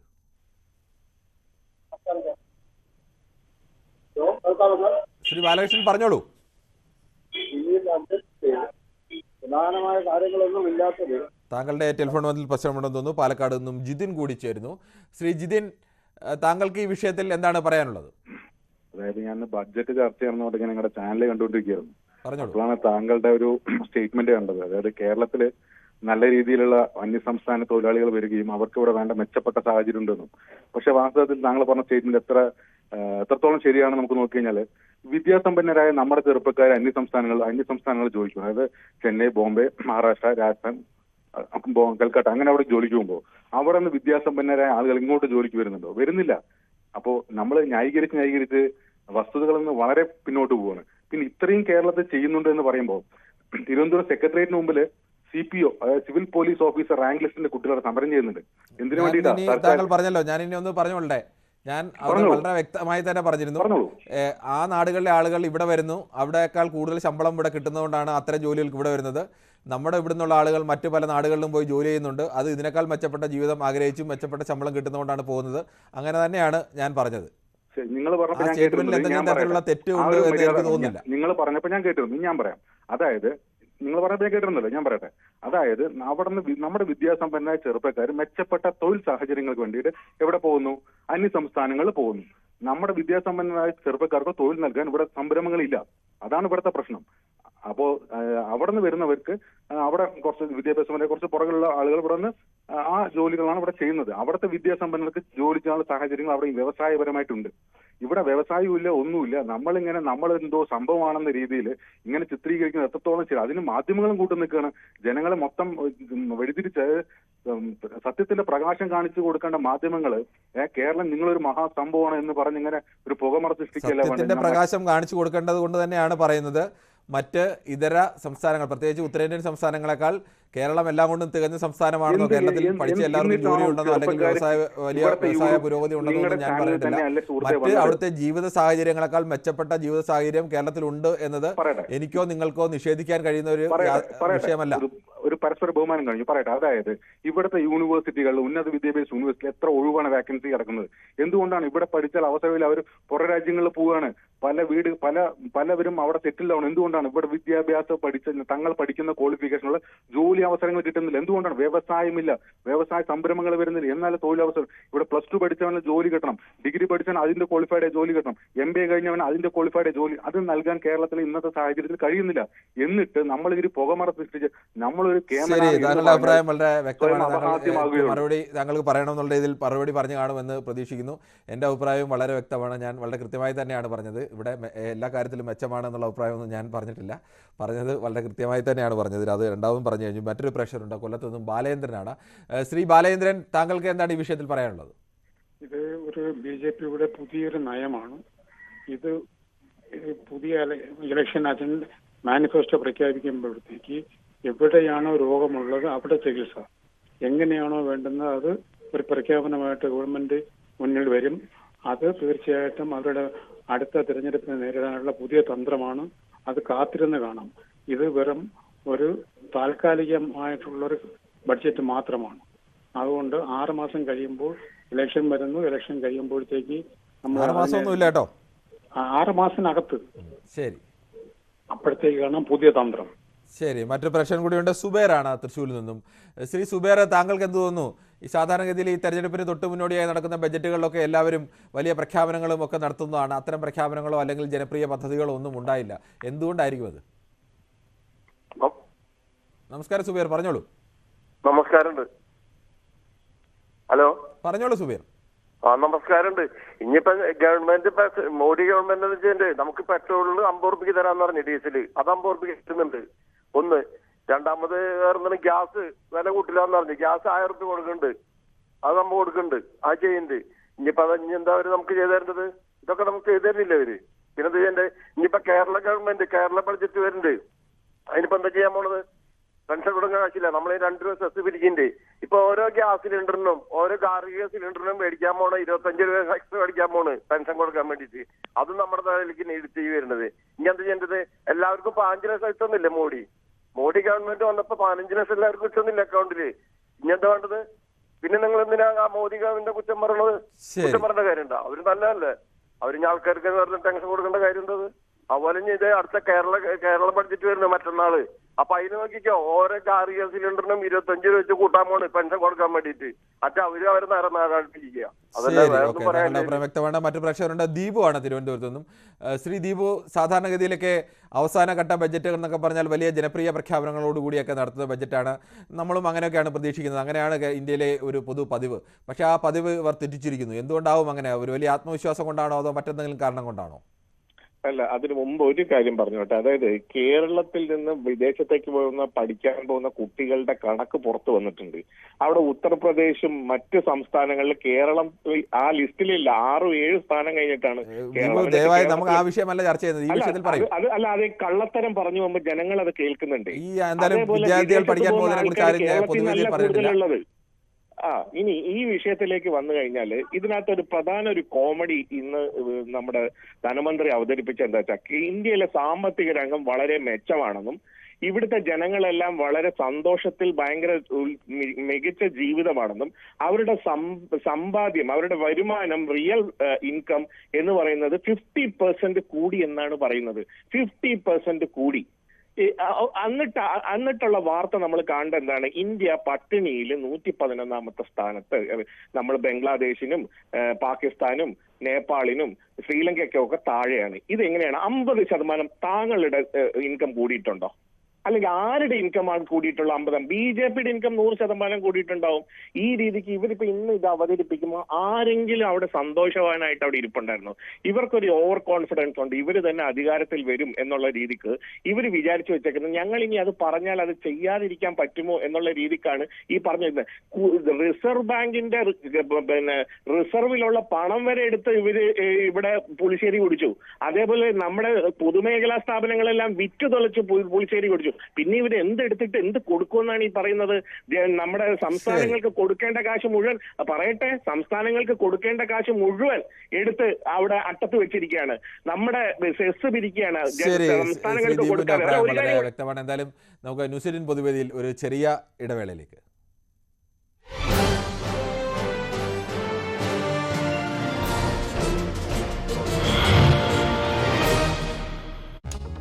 പറയുകയും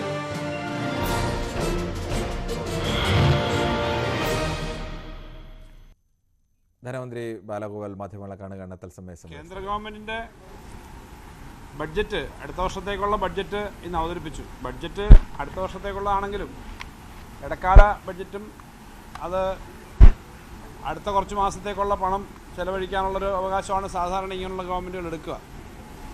അപ്പോൾ അതിനകത്ത് ഓട്ടോൺ അക്കൗണ്ടാണ് പ്രധാനമായിട്ടും വരുന്നതെന്നുള്ളത് കൊണ്ട് ബഡ്ജറ്റിനകത്ത് പ്രധാനപ്പെട്ട പോളിസി കാര്യങ്ങളെല്ലാം പറയാറുണ്ട്. ആ പോളിസി പറയുമ്പോൾ വലിയ പ്രതീക്ഷയോടുകൂടിയാണ് എല്ലാവരും കാത്തിരുന്നത്. ടെലിവിഷൻ മാധ്യമങ്ങളും പത്രപ്രവർത്തകരും ഒക്കെ ആദ്യ റൗണ്ട് അഭിപ്രായം പറഞ്ഞത് തന്നെ കേട്ടു. പ്രതീക്ഷ ഒട്ടും പാലിക്കുന്ന തരത്തിലേക്കോ പ്രതീക്ഷിക്കുന്ന തരത്തിലേക്കോ ഇന്ത്യൻ എക്കണോമിയെ മുന്നോട്ട് കൊണ്ടുപോകാൻ സഹായകരമായൊരു ബഡ്ജറ്റ് ആയില്ല. ഞങ്ങൾ പറയുന്ന കാര്യം മാത്രമല്ല, എല്ലാവരും പ്രതീക്ഷിച്ചിരുന്ന അതിനപ്പുറം ഒരു പഴയ കാര്യം കോപ്പി പേസ്റ്റ് എന്ന നിലയിൽ മാത്രം പറയുന്ന ഒരു തരത്തിലേക്കാണ് കാര്യം വന്നത്. എന്ന് മാത്രമല്ല, പൊതുവിലുള്ള ഇന്ത്യയുടെ സാമ്പത്തിക സ്ഥിതിയുടെ ആരോഗ്യാവസ്ഥയെ സംബന്ധിച്ച് ആളുകൾക്ക് അറിഞ്ഞുകൂടാ. കുറേ കാലമായിട്ട് ഇത്തരം കണക്കുകളില്ല. ഇപ്പോൾ 21 നമ്മുടെ സെൻസസ് എടുത്തിട്ടില്ല എന്ന് പറയുന്ന പോലെ സാമ്പത്തിക കാര്യങ്ങളെ സംബന്ധിച്ച് എക്കണോമിക് രംഗത്തെ വിശദമായ റിവ്യൂ രേഖകൾ പാർലമെൻറ്റ് വന്നായിട്ട് അറിഞ്ഞുകൂടാ. നിങ്ങൾക്ക് ഇനി എന്തെങ്കിലും കിട്ടിയെന്ന് അറിഞ്ഞൂടാ. സാധാരണഗതി വരുന്നതനുസരിച്ച് വന്നിട്ടില്ല. അപ്പോൾ ഇന്ത്യൻ എക്കണോമിയിൽ നല്ല ഗ്രോത്ത് ഉണ്ടെന്നൊക്കെ പറയുമ്പോഴും ഇന്ത്യയുടെ പൊതു സാഹചര്യം നോക്കുകയാണെങ്കിൽ കേരളത്തിൽ ഞാൻ ഈ കാര്യം നമ്മുടെ ധനകാര്യ വകുപ്പിൻ്റെ ഒരു കണക്കുകളുടെ അടിസ്ഥാനത്തിൽ തന്നെ പറഞ്ഞു. സാമ്പത്തിക രംഗത്തൊരു ചെറിയ മരവിപ്പുണ്ട് ഇന്ത്യയിലാകെ. കേരളത്തിലും അതുണ്ട്. അതെങ്ങനെ മനസ്സിലാവുന്നത്? ഏറ്റവും നല്ല ഉദാഹരണങ്ങൾ എടുക്കുകയാണെങ്കിൽ സിമെൻറ്റിൻ്റെ വില 460 നിന്ന് 350 പോയി എന്നുള്ളത് ഡിമാൻഡിൻ്റെ ഒരു കാര്യമാണ്. സിമെൻറ്റ് മാത്രമല്ല, മറ്റു പല സാധനങ്ങളുടെയും വിലക്കയറ്റത്തിൻ്റെ പ്രശ്നമല്ല. ചില സാധനങ്ങളുടെ ഉൽപ്പാദന മേഖലയിൽ ഒരു കുറവുണ്ട്. ഇന്ത്യയിലാകെ ഇതുണ്ട്. ആ ഇന്ത്യയിലാകെയുള്ള ഉൽപ്പാദന കുറവിനെ നേരിടാൻ വേണ്ടി കേന്ദ്ര ഗവൺമെൻറ് ചെയ്യേണ്ടിയിരുന്നത് കൂടുതൽ തൊഴിലവസരം ഉണ്ടാവാൻ, കൂടുതൽ നിക്ഷേപം വരാൻ കുറേയേറെ പദ്ധതികൾ അനൗൺസ് ചെയ്യുകയും മാന്ദ്യവിരുദ്ധ പാക്കേജ് സാധാരണഗതി ഒന്ന് സ്റ്റിമുലേറ്റ് ചെയ്യുക, നമ്മുടെ എക്കണോമി ഒന്ന് സജീവമാക്കാൻ വേണ്ടി കുറേ കാര്യങ്ങൾ വരേണ്ടതായിരുന്നു. ഇത് പൊതുവിൽ രാഷ്ട്രീയത്തിന് അതീതമായൊരു വിലയിരുത്തൽ എന്ന നിലയിൽ ഞാൻ പറഞ്ഞത്. ഒരു കേരളത്തിലായാലും സാമ്പത്തിക രംഗത്ത് സാധാരണഗതിയിൽ നമുക്കൊരു ക്ഷീണം വരുമ്പോൾ എന്താ ചെയ്യേണ്ടത്? ആളുകളുടെ പണം എത്തണം. ആളുകളുടെ പണം എത്തണമെങ്കിൽ തൊഴിലുണ്ടാവണം, വരുമാനം ഉണ്ടാവണം, അതെല്ലാ മേഖലയിലും പണം എത്തണം. അതിന് സഹായകരമായ നിലപാടുണ്ടാക്കാൻ പറ്റുന്നത് കേന്ദ്ര ഗവൺമെൻറ്റിനാണ്. അത് വലിയ പ്രതീക്ഷയോടുകൂടി സംസ്ഥാനവും കാത്തിരിക്കുകയായിരുന്നു. അങ്ങനെ വന്നിട്ടില്ല. വാസ്തവത്തിൽ നേരത്തെ ഇപ്പോൾ ഞാൻ ചില കണക്കുകൾ ഇതിനകത്തുണ്ട്, എല്ലാ കണക്കുകളും പറയുന്നില്ല, ഇതിനകത്ത് ചില കാര്യങ്ങൾ ഇതിനകത്തുള്ളത് പൊതുവിലെ അതിൻ്റെ ട്രെൻഡാണ്. ആ പൊതു ട്രെൻഡ് നോക്കുമ്പോൾ ഈ സാമ്പത്തിക രംഗത്തെ ഒന്നാമത്തെ അതിൻ്റെ ആരോഗ്യം നോക്കാം. അത് ഞാനിപ്പോൾ അസംബ്ലിയിൽ പറഞ്ഞിരുന്നു. ആകെയുള്ള ബഡ്ജറ്റിൻ്റെ സൈസ് കഴിഞ്ഞ പ്രാവശ്യത്തെക്കാളും ടെക്നിക്കലി ചെറുതായിട്ട് വർദ്ധിച്ചിട്ടുണ്ട്. 47 ലക്ഷം കോടിയിലധികമാണ്. 47 ലക്ഷം കോടിയിലധികം ഉള്ളതിൽ 17 ലക്ഷം കോടിയും ബോറോയിങ് ആണ്. നിങ്ങൾ ഈ കേരളത്തിൻ്റെ അവസ്ഥ ശ്രീലങ്ക പോലെ ആവുമെന്ന് റിപ്പോർട്ട് ഇങ്ങനെ കിട്ടിയപ്പോൾ ചെയ്ത ആളുകളാണ്. എല്ലാം നോക്കിയിട്ടായിരിക്കത്തില്ല, റിപ്പോർട്ട് ചെയ്ത ആളുകളുണ്ടല്ലോ. 17 ലക്ഷം എന്ന് പറഞ്ഞാൽ ആകെയുള്ള ബഡ്ജറ്റ് സൈസിൻ്റെ 36%, ശതമാനത്തിനകത്ത് ചില 1% വ്യത്യാസം കാണും. 36% വരുന്ന കടമാണ് കേന്ദ്രത്തിൻ്റെ. അതിനേക്കാളും നമ്മൾ ശ്രദ്ധിക്കേണ്ട ഒരു കാര്യം എന്നെനിക്ക് തോന്നുന്നത്, ആകെ ഈ വർഷത്തെ ഇതിനകത്ത് കണക്കിലുണ്ട്. ഈ വർഷം പലിശ ഇനത്തിൽ കൊടുക്കുന്നത് 11,90,440 രൂപയാണ്. ആകെ ബഡ്ജറ്റിൻ്റെ സൈസ് 48 ലക്ഷം എന്ന് എടുക്കുക, റൗണ്ട് ചെയ്തു ഞാൻ. ആകെ കൊടുക്കുന്ന പലിശ 11,95,000 12 ലക്ഷം എന്ന് എടുക്കുക. എത്ര ശതമാനം വരും? 25% അല്ലേ? 12 ലക്ഷം കോടി. ആകെ ചെലവ് എല്ലാം കൂടി വരുന്നത് 47,65,000 കോടിയാണ്. 48 ലക്ഷം എന്ന് എടുക്കുക. 48ൻ്റെ പകുതി 24 അല്ലേ? അതിൻ്റെ പകുതി 12, 25%. ഇന്ത്യ ഗവൺമെൻറ് ആകെ ചെലവാക്കുന്നതിൻ്റെ 25% പലിശയ്ക്ക് കൊടുക്കുക. സംസ്ഥാനങ്ങൾക്ക് ഉള്ളതുപോലല്ല കേന്ദ്രത്തിൻ്റെ അവസ്ഥ. ഒന്ന് ആലോചിച്ച് നോക്കി. അപ്പോൾ ബാക്കി കാര്യങ്ങൾക്ക് ആകെയുള്ള ചെലവിന്, നിത്യനിദാന ചെലവിനുള്ള പണത്തിൻ്റെ കാര്യത്തിലായാലും വലിയ തോതിലാണ് കടം. അതുകൊണ്ടെന്താ, ഇന്ത്യ ഗവൺമെൻറ്റിൻ്റെ കഴിഞ്ഞ വർഷത്തെ ആകെ ബോറോയിങ്ങിൻ്റെ പെർസെൻറ്റേജ് ഇതിൽ കൊടുത്തിട്ടുണ്ട്. 5.8% ആകെയുള്ള നമ്മുടെ ദേശീയ വരുമാനത്തിൻ്റെ GDP-യുടെ 5.8% കഴിഞ്ഞ വർഷം കടമെടുത്തു എന്നാണ് ഇന്ന് മന്ത്രി അവിടെ കൊടുത്ത കണക്ക്. കഴിഞ്ഞ വർഷം 6.4 ഇപ്പം നടക്കുന്ന വർഷം 5.8%. അടുത്ത വർഷം അത് 5.1 ആവുമെന്നാണ് അവർ പറയുന്നത്.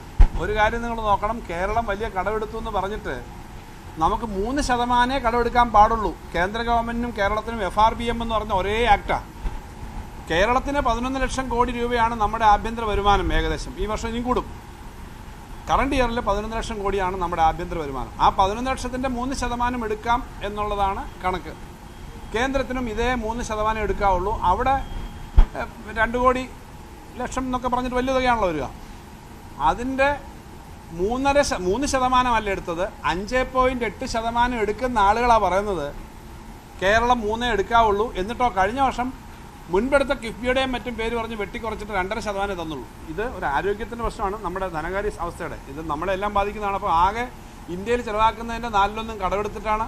ആകെ ഇന്ത്യ ചിലവാക്കുന്നതിൻ്റെ 25% പലിശ ഇനത്തിൽ കൊടുക്കുകയാണ്. ആകെ വരുമാനം എന്ന് പറഞ്ഞാൽ അതിനകത്ത് അറൗണ്ട് 40%, 36% കടം മേടിക്കുന്നതാണ്. സാധാരണ ഒരു വ്യക്തി പോലും എത്ര ബുദ്ധിമുട്ടുണ്ടെങ്കിൽ അങ്ങനെ എടുത്ത് നടത്താൻ പറ്റില്ല. ഇതാണ് പൊതുവിൽ നമ്മുടെ ഈ ബഡ്ജറ്റ് അറ്റ് ഗ്ലാൻസിൻ്റെ ആദ്യത്തെ പേജ് നിങ്ങൾ നോക്കുകയാണെങ്കിൽ കാണുന്ന പ്രധാനപ്പെട്ട കണക്ക്. പിന്നെ ഐറ്റം വൈസ് നോക്കുകയാണെങ്കിൽ ഇതേ പ്രശ്നമുണ്ട്. ഇപ്പോൾ കേരളത്തെ സംബന്ധിച്ച് കേരളത്തിന് ബാധിക്കുന്ന ഒരു കാര്യം കൂടി പറഞ്ഞിട്ട് ഞാൻ ചില ഐറ്റങ്ങളിലേക്ക് പോവാം. നമ്മുടെ ടാക്സ് കേന്ദ്ര ഗവൺമെൻറ് ബഡ്ജറ്റ് രേഖകളിൽ തന്നെ പറയുന്നു ടാക്സ് പിരിഞ്ഞു കിട്ടാനുള്ളത് ഈ വർഷത്തെ. ഇവിടെ നമ്മൾ പല CAG റിപ്പോർട്ടൊക്കെ വരാറുണ്ടല്ലോ. 21,30,407 കോടി രൂപ ടാക്സ് പിരിഞ്ഞു കിട്ടാനുള്ളത് പിരിച്ചിട്ടില്ല. അതിനകത്ത് നോൺ ഡിസ്പ്യൂട്ടഡ് ടാക്സ്, ഒരു തർക്കവുമില്ലാത്ത ടാക്സ് 9,08,430 കോടി രൂപ. 9,08,430 കോടി രൂപ ഒരു തർക്കവുമില്ല, അംഗീകരിച്ചു. ഇതുണ്ട്, ഞങ്ങൾ ടാക്സ് കൊടുക്കേണ്ടതാണ്. 9 ലക്ഷത്തിൻ്റെ പിരിച്ചു കഴിഞ്ഞാൽ ഒരു 27,000 കോടി രൂപ നമുക്ക് കിട്ടേണ്ടതല്ലേ? ഞാൻ നേരത്തെ പറഞ്ഞ കണക്കൊക്കെ പോയി. ഈ കണക്കൊന്ന് നോക്കിയാൽ മതി. കണക്കുകൾ നോക്കുമ്പോൾ അറിയാം ഈ സാമ്പത്തിക അവസ്ഥയെ സംബന്ധിച്ച്. അപ്പോൾ ഇത്രയും ആ കണക്കിനകത്തുണ്ട്. ഇത് ബഡ്ജറ്റ് രേഖയെന്ന് ഞാൻ പറയുന്നതാണ്. പിന്നീട് ഇതിനകത്തുള്ള ഓരോ മേഖലയിലും പണം കുറച്ചേക്ക് നിങ്ങൾ നോക്കുക. സാധാരണഗതിയിൽ ചില വലിയ ടാക്സ് ഒന്നും ഏർപ്പെടുത്തിയില്ലെങ്കിലും കുറച്ചുകൂടി പണം കൂടുതൽ കണ്ടെത്തി ചെലവ് ചെയ്യേണ്ടതാണ്. ആകെയുള്ള ബോറോയിങ് 1 ലക്ഷം കോടി അവരുടെ കുറഞ്ഞിട്ടുണ്ട്. എന്നിട്ട് ഈ പെർസെൻറ്റേജ് ആയി. കഴിഞ്ഞ വർഷം 40% ആകെ ബഡ്ജറ്റ് സൈസിൻ്റെ 40% കടമായിരുന്നു. ഇപ്രാവശ്യം അതിനേക്കാളും 1 ലക്ഷം കോടി കുറഞ്ഞിട്ടുണ്ട്. സംസ്ഥാനങ്ങൾക്ക് കൊടുക്കുന്ന വിഹിതത്തിനകത്ത് കാര്യമായ വർധന അതുകൊണ്ട് തന്നെ വന്നിട്ടില്ല. അവർ പ്രധാനപ്പെട്ട ഐറ്റങ്ങളിൽ ഓരോ മേഖല എടുത്തു കഴിഞ്ഞാലും വിലക്കയറ്റം കേരളത്തെക്കാളും നിർമ്മലാ സീതാരാമൻ്റെ ബഡ്ജറ്റ് പ്രസംഗത്തെക്കുറിച്ചുള്ള സംസ്ഥാന ധനമന്ത്രി KN ബാലഗോപാലിൻ്റെ പ്രതികരണമായിരുന്നു വന്നത്. ഗൗരവമുള്ള വിഷയങ്ങളിലേക്കൊന്നും ഇത് കടക്കുന്നില്ല എന്ന് മാത്രമല്ല, സംസ്ഥാനത്തിൻ്റെ കടമെടുപ്പ് പരിധി കൂട്ടാൻ അനുവദിക്കാത്ത കേന്ദ്ര സർക്കാരിൻ്റെ വരുമാനത്തിൻ്റെ നല്ലൊരു പങ്കും ചിലവഴിക്കുന്നത് പലിശ കൊടുക്കാൻ വേണ്ടിയാണ് എന്നുള്ള വ്യത്യാസം കൂടി ചൂണ്ടിക്കാണിക്കുന്നു. എന്തായാലും പൊതുവേദിയുടെ സമയം പൂർണ്ണമാവുകയാണ്. നമസ്കാരം.